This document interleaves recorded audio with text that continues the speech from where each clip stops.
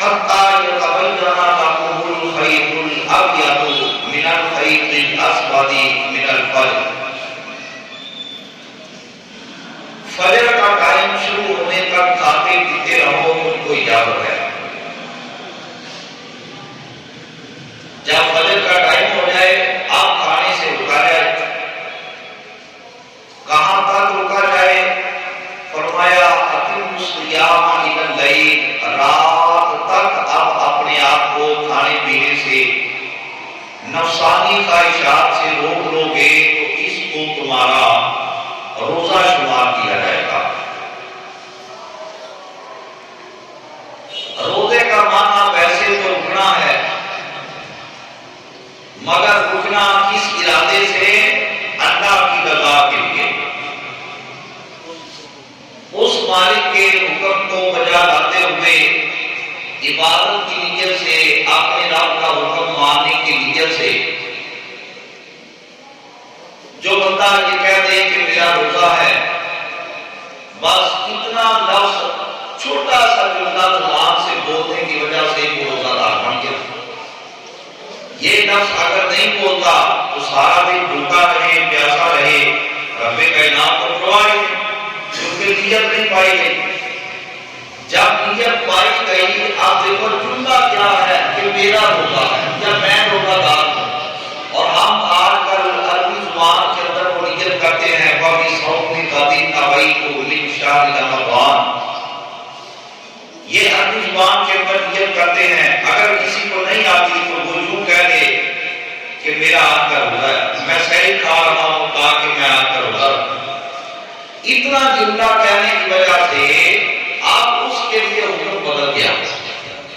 جب تک یہ جملہ نہیں بولا تھا، سارا دن نہیں کھایا، سارا دن نہیں پیا، مگر رب کی بارگاہ سے کچھ نہیں ملا. اللہ کی بارگاہ میں وہ بندہ صبر کرنے والا نہیں لکھا گیا. چھوٹا سا جملہ نیت کے ارادے سے بول دیا، عربی کی صورت میں یا اپنی مادری زبان کے اندر جس سے مفہوم یہ نکلتا ہو کہ میں روزہ رکھ رہا ہوں، میرا روزہ ہے. بس اس نیت نے اس بندے کے کھانے کی نوعیت کو بدل دیا، پینے کی نوعیت کو بدل دیا، اور دیگر کام جو اس نے روزہ دار ہونے کی وجہ سے نہیں کرنے تھے ان سے رکنے کی نوعیت کو بدل دیا. آپ یہ سارا دن کھانا پینا چھوڑے رکھے گا، اس کا کھانا اور پینا چھوڑنا اللہ کی بارگاہ میں عبادت دکھا ہے. آپ اس کا کھانے پینے کی طرف ہاتھ نہ بڑھانا اور صبر کرنا، یہ صبر کرنا اللہ رب العالمین کی بارگاہ میں اس کے لیے روزہ لکھ دیا جائے گا. اور امام الانبیاء علیہ الصلوۃ والتسلیم نے فرمایا کہ وَهُوَ شہر الصبر، کہ ماہ رمضان یہ صبر کا مہینہ ہے. اس کے علاوہ بندہ اتنا لمبا پرہیز کھانے پینے سے اگر کرنا چاہے تو انتہائی مشکل ہے. ممکن ہے کہ کوئی اتنا زیادہ صبر کر پائے، کوئی نہ کر پائے. موسم ٹھنڈا ہو یا گرم ہو، طلوع فجر سے لے کے غروب آفتاب تک نہ کھانا نہ پینا اور دیگر چیزوں سے پرہیز کرنا، یہ انتہائی بندے کے لیے مشکل نظر آتا ہے. لیکن حضور نے فرمایا کہ روزہ دار کو اللہ تعالیٰ صبر عطا کرنے والا ہے. تو جب بندہ روزے کی نیت سے یہ کام کرتا ہے، کھانے کے بعد نہیں جانا، بھائی کیوں جی روزہ ہے. پانی استعمال نہیں کرنا، کیوں نہیں کرنا جی روزہ ہے. کس نے منع کیا؟ میرے رب نے منع کیا. چلو رب نے منع کیا ٹھیک ہے، لیکن یہ دیکھ تو بند کمرے کے اندر جا کے کچھ کھا لے، کچھ پی لے، تجھے کوئی نہیں دیکھتا. بندہ جواب دیتا ہے یار کوئی دیکھے نہ دیکھے، میرا مالک تو دیکھ رہا ہے. میں نے یہ کام کھانا پینا ترک کرنے والا لوگوں کو دکھانے کے لیے نہیں کیا، یہ تو اپنے رب کو راضی کرنے کے لیے کیا تھا. اگر لوگوں کو دکھانے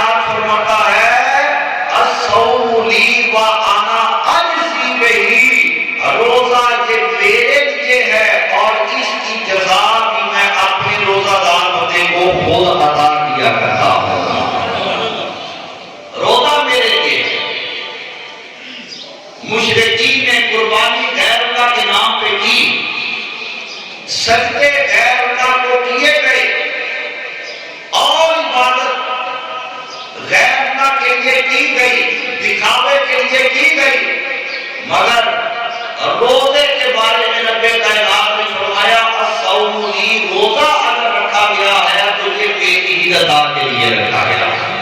تو روزہ دار تنہائی کے اندر بھی رب تعالیٰ سے ڈرتا ہے، کھاتا نہیں ہے، پیتا نہیں ہے، روزے کے دوران جن کاموں سے منع کر دیا گیا، روک دیا گیا، پابندیاں عائد کر دی گئی، ان سے اپنے آپ کو مکمل طور پہ بچا کے رکھتا ہے۔ دوسرے لفظوں میں کہو کہ یہ صبر کرتا ہے، اور صبر اس کے شامل حال اللہ رب العالمین کی رحمت کی وجہ سے ہوا کرتا ہے۔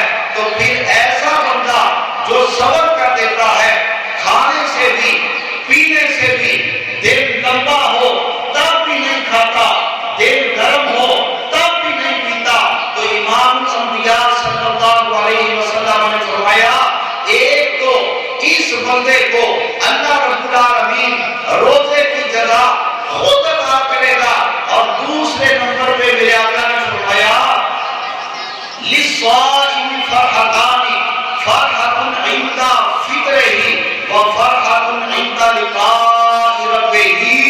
روزہ دار کو رب کائنات دو خوشیاں عطا فرماتا ہے۔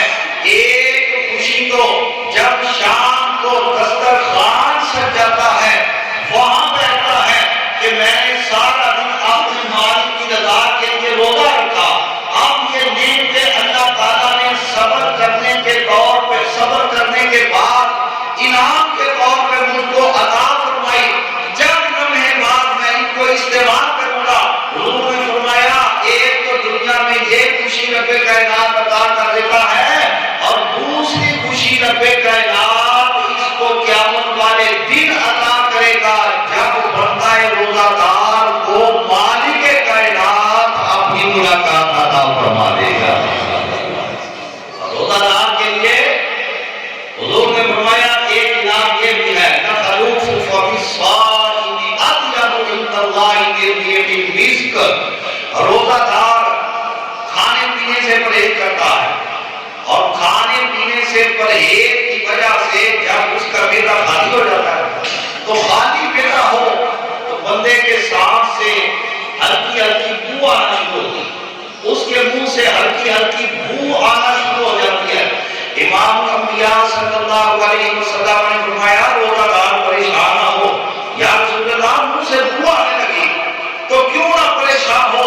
فرمایا پریشان نہیں ہونا، اس بو کا سبب ایک کھانا پینا ترک کرنا وہ اس کا سبب ہے، اور وہ کسی دنیا دار کو راضی کرنے کے لیے نہیں، وہ اپنے مالک کو مولا کو راضی کرنے کے لیے کھانا پینا چھوڑنا پایا گیا، اس کی وجہ سے منہ میں جو بو پیدا ہو گئی۔ فرمایا روزہ دار کے منہ کی بو رب کائنات کو کستوری سے بھی زیادہ پسند آ جاتی ہے، کیونکہ وہ کھانا چھوڑتا ہے رب کی رضا کے لیے، وہ پینا چھوڑتا ہے رب تعالیٰ کی رضا کے لیے۔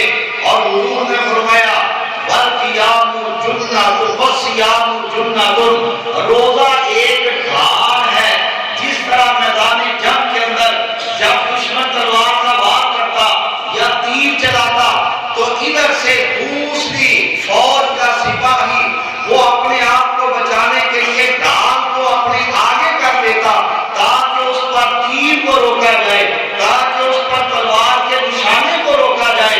آقا دو جہاں علیہ السلام نے فرمایا اس روزے کو معمولی عبادت نہ سمجھنا، جو بندہ روزہ رکھتا ہے رب کائنات اس کو روزہ دار اور جہنم کے عذاب کے درمیان ایک رکاوٹ بنا دیا کرتا ہے۔ لہذا روزہ ایک